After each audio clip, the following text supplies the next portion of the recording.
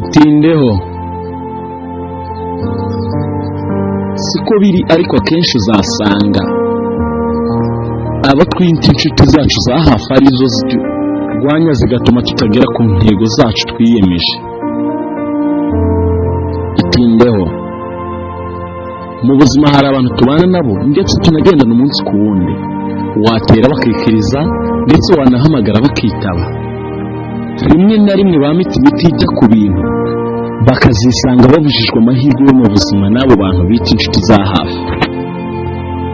Itindeho urebe biteka inshuti zose tubwire ntabwo ariko zizadufasha kubaka, hari n'izo zubaka zisenye kandi ntizikugaragarize ko zirimo gusenya, ahubwo zikwereke ko ziri kugufasha kubaka.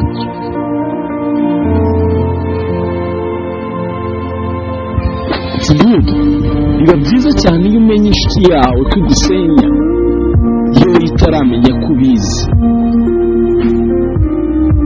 bikongera bikaba bibi iyo inshuti yawe igusenya nyamara wowe utabizi. Wibuke twa tuntu duto utitaho ko tukwitaho. Ndagira ngo nkubwire ngo shaka isuzuma ndetse n'igerageza inshuti zawe kugira ngo umenye inshuti zawe nyazo kandi zagufasha mu iterambere ry'ubuzima bwawe. Itindeho. Umunyarwanda yaravuze ngo umuntu aguhisha ko kwanga nawe ukamuhisha kubizi.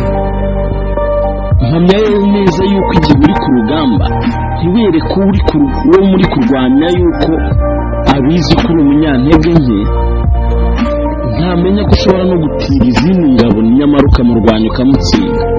Ariko igihe yamenye yuko wamenye ko abizi ko uri umunyantege nke, ashobora byihuse kukwica cyangwa kugutsinda kugira ngo utagira izindi ngabo witabaza ngo uhere ko umutsinda.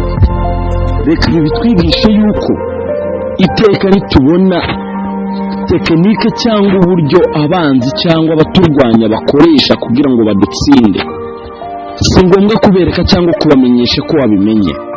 Reka ibi bizagufashe gushaka ndetse no gushyira imbaraga mu gukora ikirenze icyo wateganya gukora kugira ngo agutsinde.